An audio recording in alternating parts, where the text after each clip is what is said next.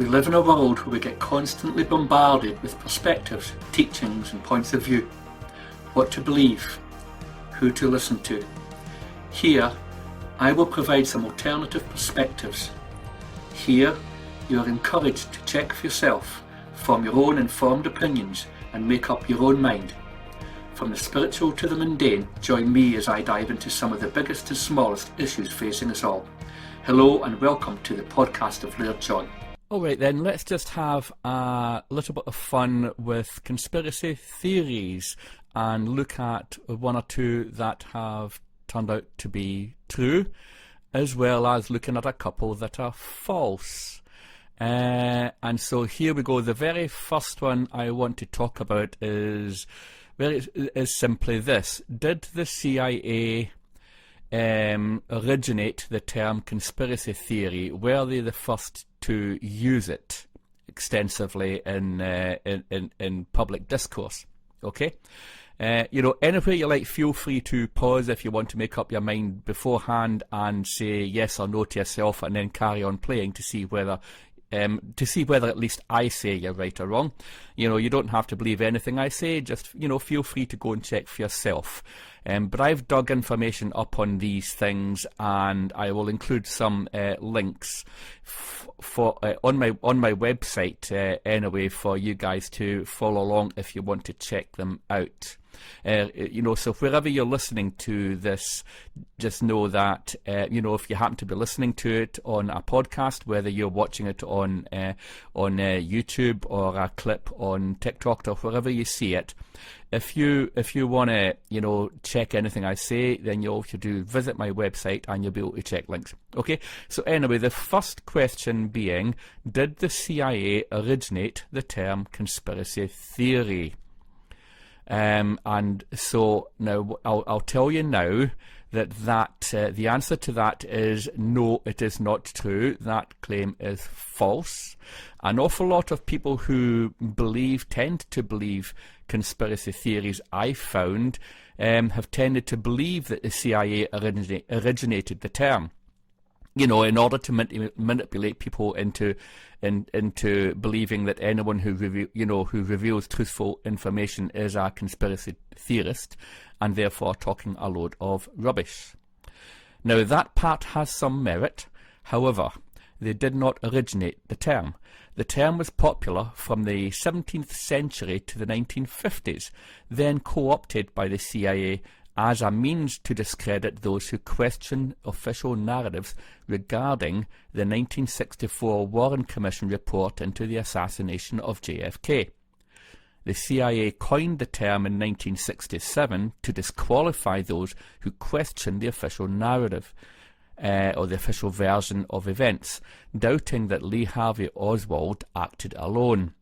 The effect is to silence victims of conspiracy or their advocates, and manages public consensus to suit the interests of the powerful, and it's been used in that way ever since. So effectively what this kind of means is that if, the establishment, we're not just talking about the CIA, we won't just bash them, there's basically the political and media establishment on both sides of the pond and across the Western world. So that would also mean here in the UK, the variety of three-digit agencies here, MI5, MI6, whoever, the CIA in the US, the NSA, whoever else, GCHQ here in the UK, whatever their activities are, and whatever their involvement is, and the respective, offshoots, shall we say, whenever they want to influence public opinion, they'll utilize different methods, and many of those methods involve using mainstream media. Now, what I'm saying now is my interpretation of what I found out, and you guys can figure it out for yourself, obviously, by doing that word that has become something of a swear word, apparently, according to some quarters. But doing your own research, you know what I mean.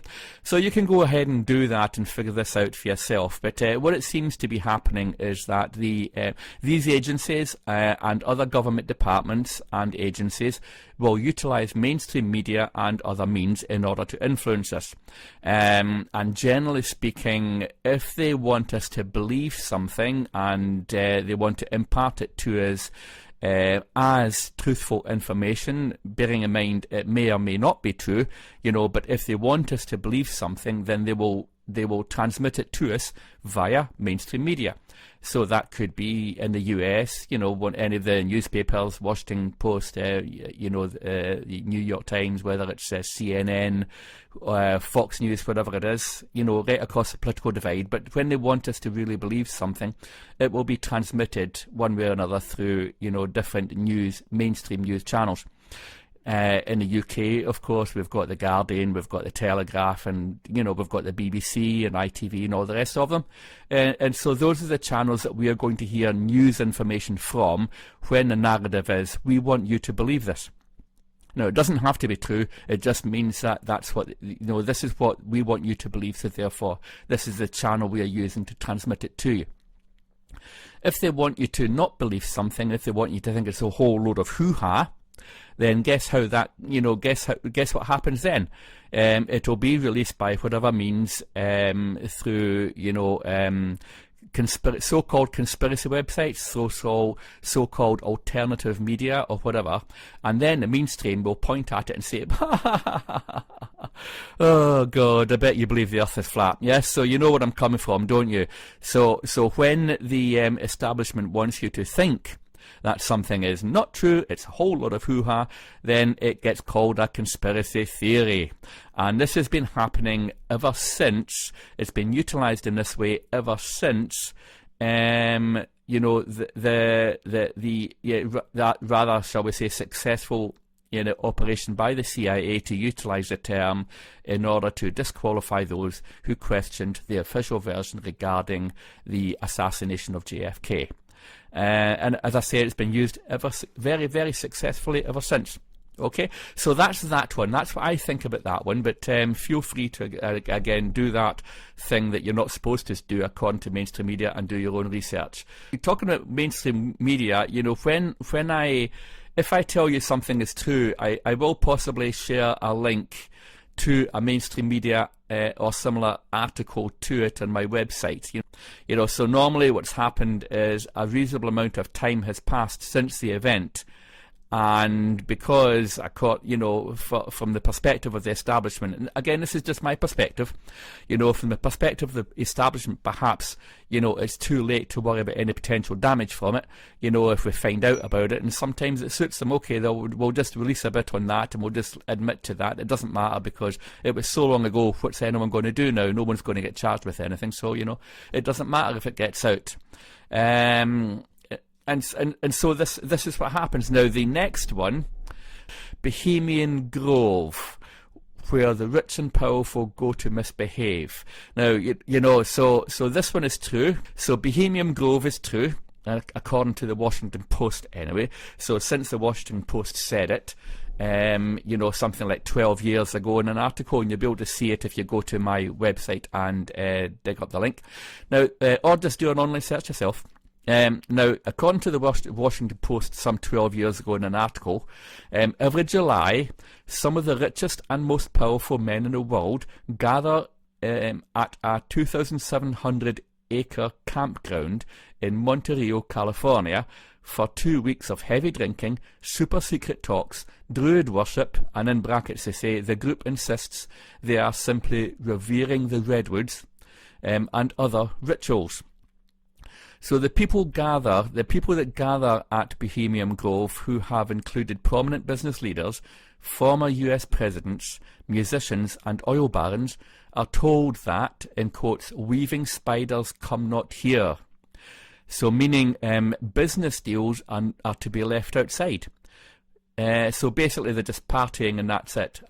So one exception, however, was in 1942 when a planning for the Manhattan Project took place at the Grove, leading to the creation of the atom bomb.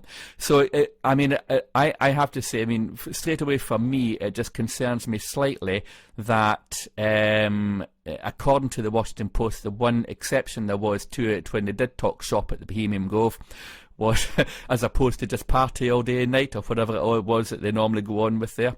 The one time when they spoke shop, they built they agreed to go ahead and build weapons of mass destruction. So we'll leave that there and move on. True or false, however, Bohemian Grove is true. That doesn't mean that everything that's been alleged to go on at Bohemian Grove is true, but they do have the meeting every year as far as we know. Okay, so coming up next, shall we say, is the world secretly ruled by reptilians from Alpha Draconis?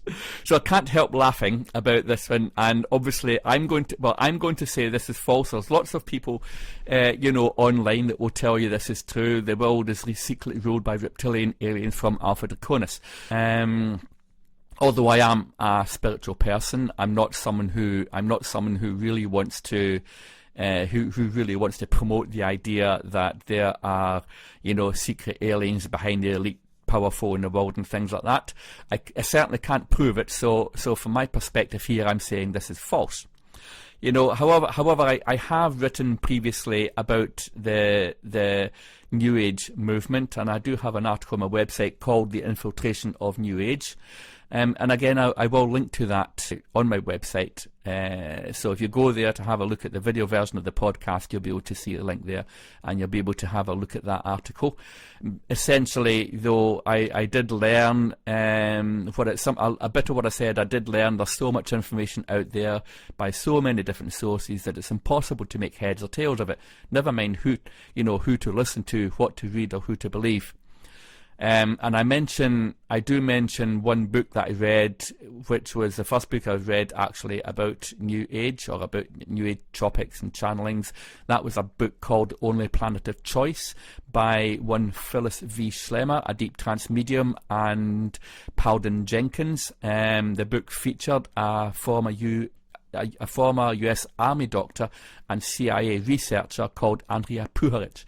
And so for me, the very first book I read, that came from New Age, is very problematic, where the Deep Trance channel, part of the support network for that channel, was a former CIA researcher. I'll say no more about it. I'll let you read the article if you want to, and once again, check into that if you want to. But this is one of the main reasons why I consider most of the information that comes out of New Age problematic. I do believe that it has been severely infiltrated and manipulated by dark projects, and really we have to step away from that. And if we want to be spiritual beings, which I am, I believe firmly that we should look to more historical information that dates, before more recent times, and really just avoid, like the plague, if you like, the New Age. And that's just my perspective. Take it for what it is, and I'm going to move on from that. But is the world secretly ruled by reptilians? I think not. So what's next? Just sticking with the subject of the CIA, though, I'm going to ask another question, and it's this: did the CIA secretly invent and make a heart attack gun? In other words, a gun that you can just literally point at someone and fire, and that person will have a heart attack, and it won't be able to be traced afterwards. It will just look like they died of natural causes. Did the CIA invent a heart attack gun? That's my next question for you. So pause if you like, and then play again, and we're going to move on to the answer now. And then the answer is yes, the CIA did develop a heart attack gun, and that may surprise some of you, especially if you happen to be really skeptical about conspiracy theories. And it almost doesn't sound, like we necessarily would have the technology to do that at this time. But, on the other hand, maybe considering everything that we've managed to achieve over the last 10, 20 years, especially in the advent of much of the technology we have now, we would think actually nowadays it would be very easy to invent a heart attack gun. But wait a minute, this happened way back in 1975. This didn't happen last year or last decade. This happened in 1975. In 1975, the CIA revealed a secret weapon that could cause fatal heart attacks. It worked by shooting a small poison dart that could penetrate clothing and left behind nothing but a tiny red dot on the skin. The dart disintegrated on impact, and the target would only feel a small prick, similar to a bug bite.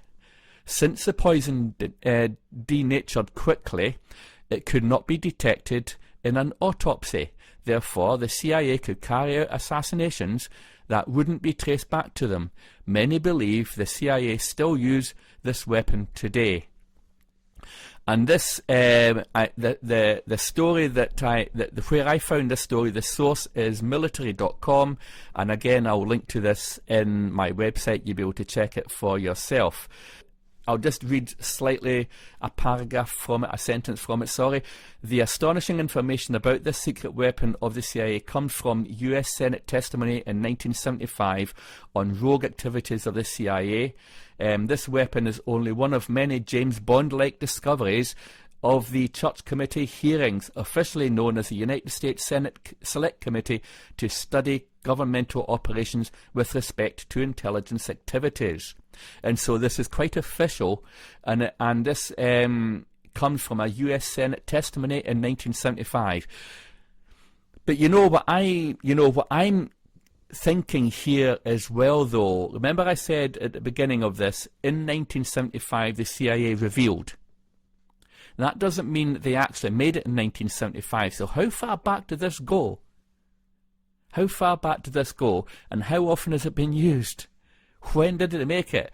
And this kind of leads into a lot of the conspiracies out there about whether or not the governments, probably on both sides of the pond and possibly elsewhere in the Western world, whether or not the governments have had dark projects over many decades, where they have been developing secret technologies that the rest of us just don't know about. And here's the thing, these kind of conspiracies that turn out to be true feed into the belief in much wider conspiracies, because we think, oh, wait a minute, if that's true, what about that other one? What about that other one? And then there's the deep space program, the so-called secret deep space program. Is that true then? The CIA did develop a heart attack gun, that is true, and they developed it potentially long before 1975. Now, did Bill Gates contribute more money to the World Health Organization than any country? Now, the answer to that is false, but there is a but. And here's the thing, there's a but. Now, other than the USA and the UK, the largest voluntary contributions come from Gavi, the Vaccine Alliance, and the Bill and Melinda Gates Foundation. Interestingly, the origin of Gavi is the Gates Foundation, which pledged US $750 million to set up Gavi in 1999. Further, the Gates Foundation is a key Gavi partner in vaccine market shaping. According to the above chart for 2019, and this is coming from my an article on my website that you'll also be able to link to.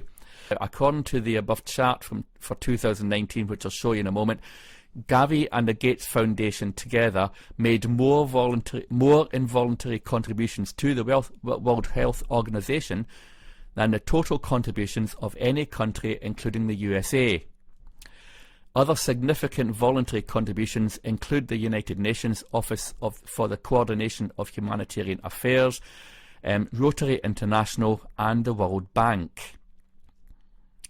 And this comes from information on this, and much more information comes from my two-part article, which dates back to October 2020. I started researching for it mid-2020 and began writing during those few months, and produced it and published it in October, I believe, in 2020. And it's basically called COVID Conspiracy. Okay, and I'm not going to say anything else about that particular topic here, more or less. I want to leave that for another time as well. It's too big a topic to cover here. However, my article does somewhat cover quite a broad area in order to explain, some of my findings, some of the concepts behind it, and some of my thinking. And so it's relevant to think about where the World Health Organization gets its money. All right, and so if you happen to be watching the video version of this, you'll be able to see on the screen now a figure which this particular chart comes directly from the World Health Organization, and when I wrote this two-part article, I did link to it, and it links to a PDF source file at the World Health Organization website, and I've left that link there.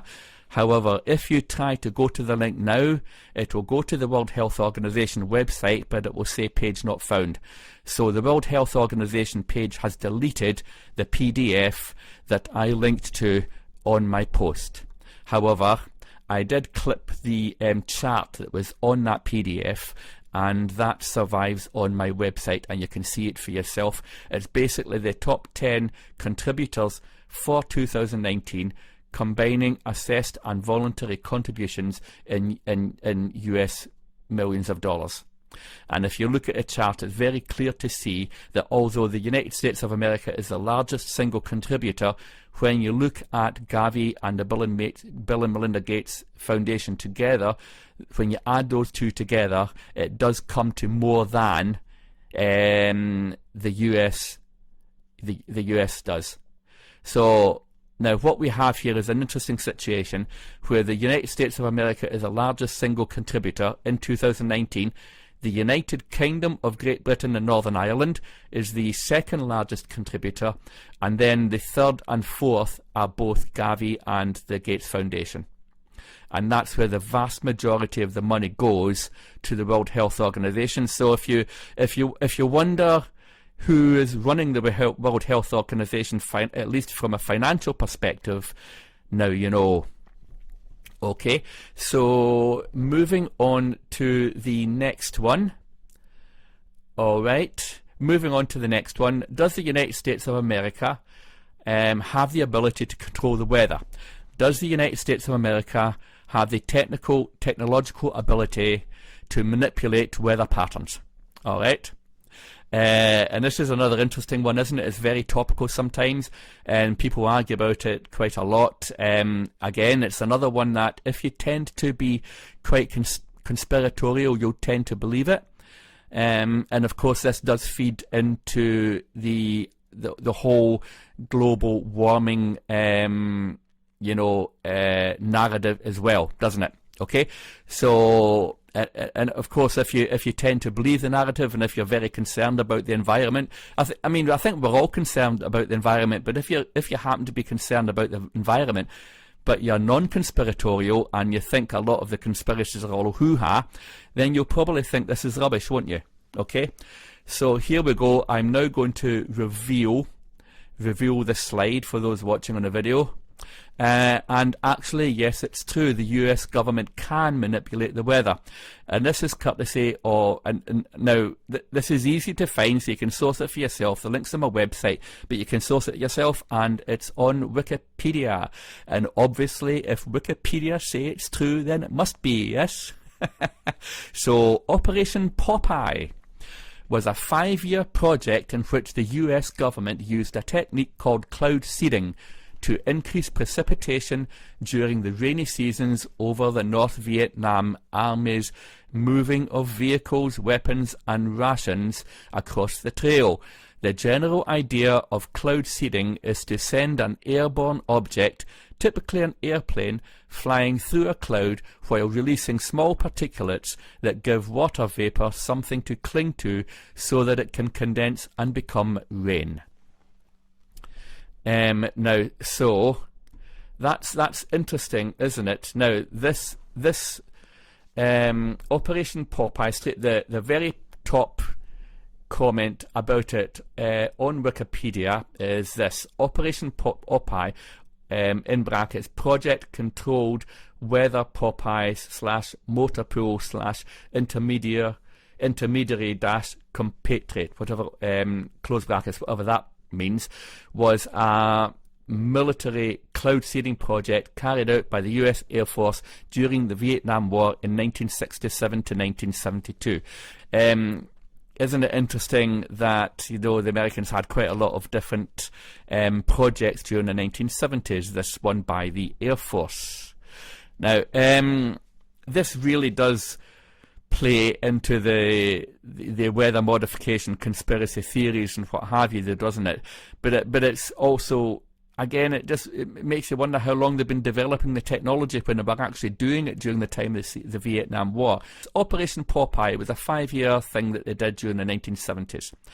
And of course, just like, one or two other operations that happened in the past, the claim is that for this one, it was a 5-year operation, and the implication there is that it no longer exists. I find it very hard to believe that where, the governments of, the Western world have had these kind of things going on since the 1970s and before, that they just would leave them, would suddenly just stop doing it. Especially if there is a potential gain to be made. For example, if, they want to have us think that the world's coming to an end, because the polar ice caps are melting, or because of global warming or whatever, you could, this is why there's so many conspiracies about, the whole global warming narrative being hoo-ha. Because there's actually evidence out there that yes, they can manipulate the weather. So of course people are going to, especially if you happen to be a little bit paranoid about everything that's going on in the world, with all the fear mongering that's going on, people are scared, they'll always believe anything, won't they? And so you throw a little bit out there at them, and they're going to say they're going to blow it massively out of proportion. Or are they just predicting, how the technology could have developed over the following 30 to 50 years and saying, okay, well, if they were doing that in the 70s, and what can they do now? So that's the problem. It's a fear, once again, and people, end up believing all sorts. So it doesn't mean, just because Operation Popeye was a 5-year program in the 70s, it doesn't mean that the governments of the Western world have been doing all sorts of other bad stuff in order to prop up the whole environment narrative. Because right now we just don't have the evidence one way or another.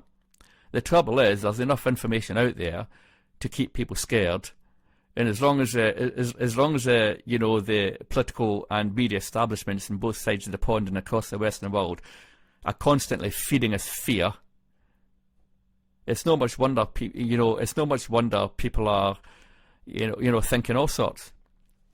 Anyway, we will continue to move on, won't we? Is the UK also a baddie when it comes to diminishing or eliminating your basic privacies? Is the UK literally spying on all of our internet activity? Whether we know it or not, whether we like it or not, is the United Kingdom legally or illegally, or a combination of both, or circumventing the law one way or another in order to allow them to literally spy on all of our internet activity all of the time? True or false? Okay. Now, I will just go to the next slide. GCHQ Tempora. That is literally the what you could call the closest alternative in the United Kingdom to what PRISM was or is in the United States. So tempora is the code word for a formerly, according to Wikipedia, formerly secret. There we go. Not formally, but formerly secret. So maybe they're still doing it then, are they? Are they actually admitting that they're still doing it? Formerly secret computer system that is used by the British Government Communications Headquarters. This system is used to buffer most internet communications that are extracted from fibre optic cables, so these can be processed and searched at a later time. It was tested from 2008 and became operational in late 2011. It is alleged that GCHQ produces larger amounts of metadata than the NSA, the National Security Agency in the US. By May 2012, 300 GCHQ analysts and 250 NSA analysts had been assigned to sort data. So obviously an operation in the UK called Tempora, but one which obviously involved very close cooperation between GCHQ and the NSA. The Guardian claims that no distinction is made in the gathering of data between public citizens and targeted suspects. Tempora is said to include recordings of telephone calls, the content of email messages, Facebook entries, and the personal internet history of users. Snowden said of Tempora that it's not just a US problem. The UK has a huge dog in this fight.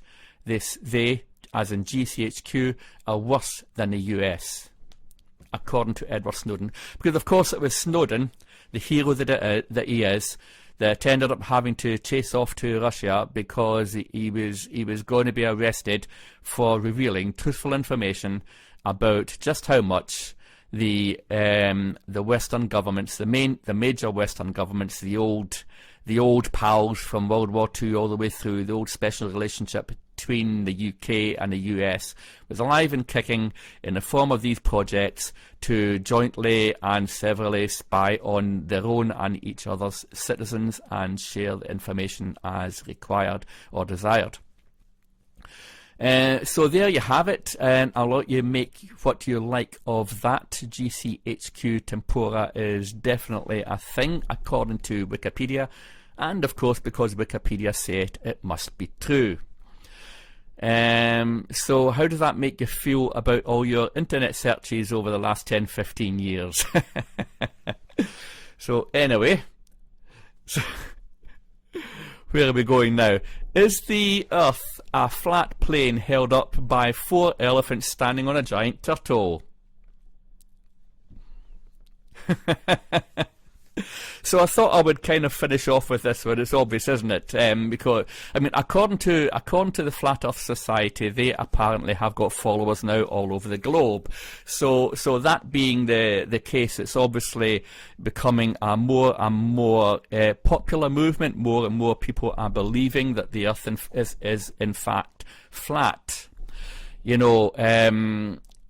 But I mean the story of the 4 elephants standing on a giant turtle is one that's often used in scientific academia to make fun of people who believe conspiracies generally, not just people who believe that the Earth is flat. Because what the story apparently goes that what do you think? The Earth is a flat plane held up by 4 elephants standing on a giant turtle. So what is the giant turtle standing on is the question. Well, of course, the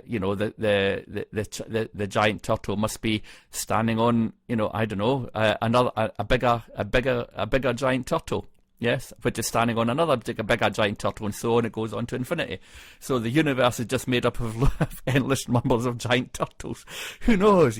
That's the thing, right? So it's a great way to make fun of conspiracy theories generally, by having the craziest ones out there.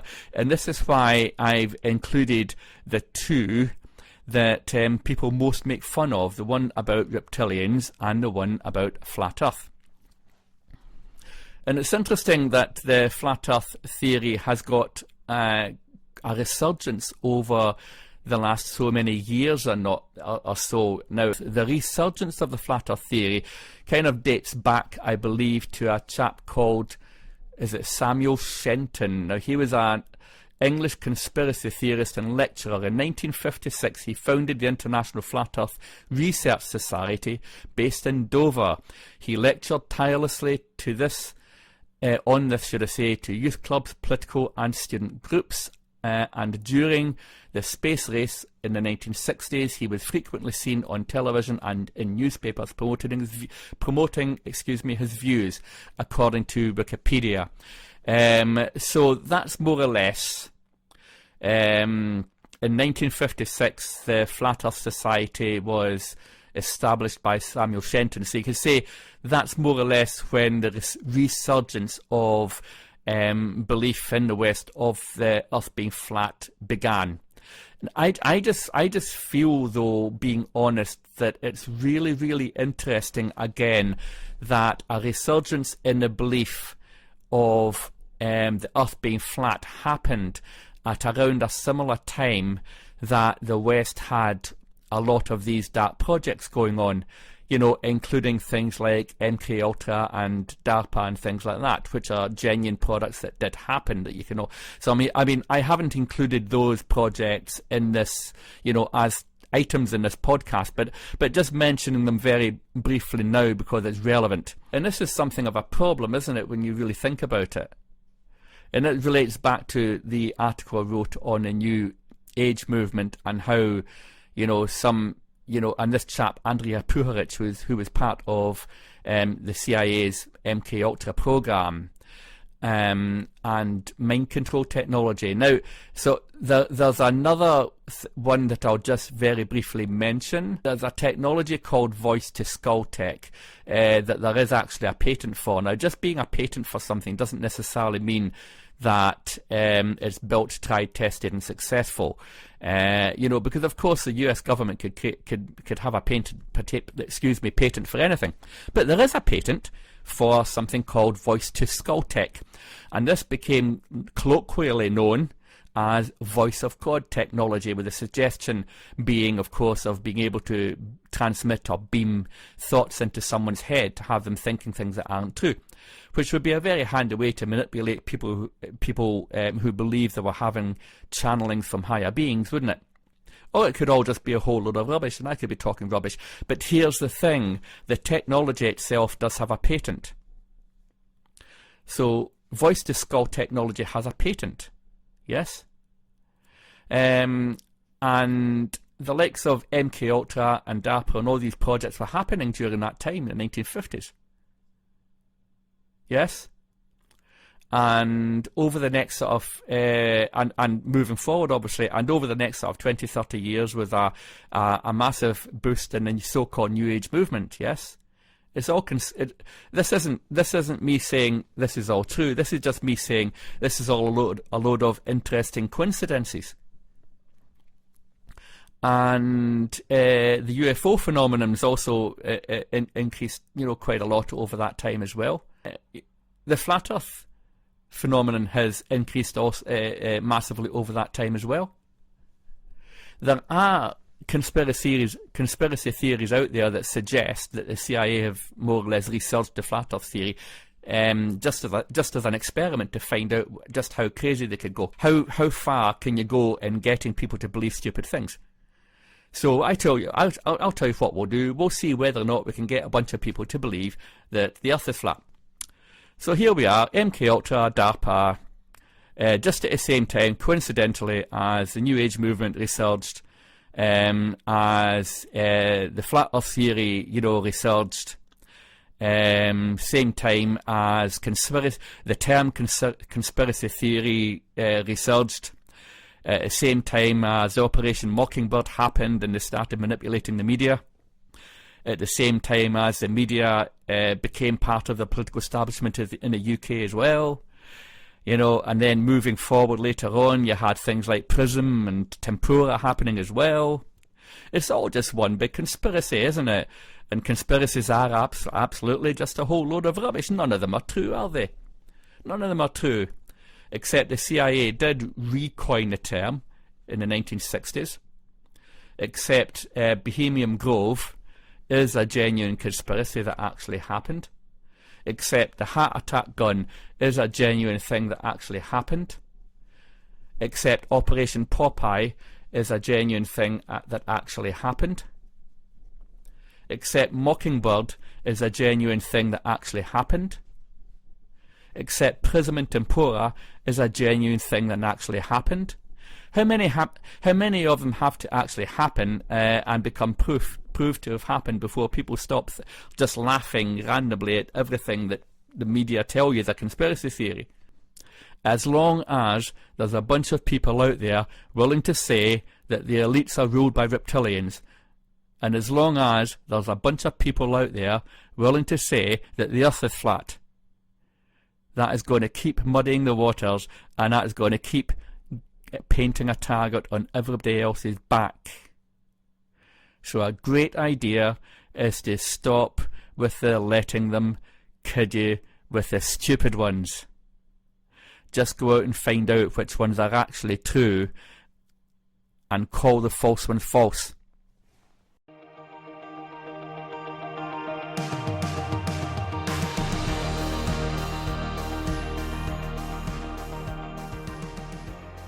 I hope you've really enjoyed this episode. If you did, please share far and wide so others can benefit too, and download the podcast audio so you can listen again whenever you like, wherever you like. You can also view and comment on podcast episodes by visiting johnsoracle.com. Thanks for listening to the podcast of Laird John. I've been your host, John McVey.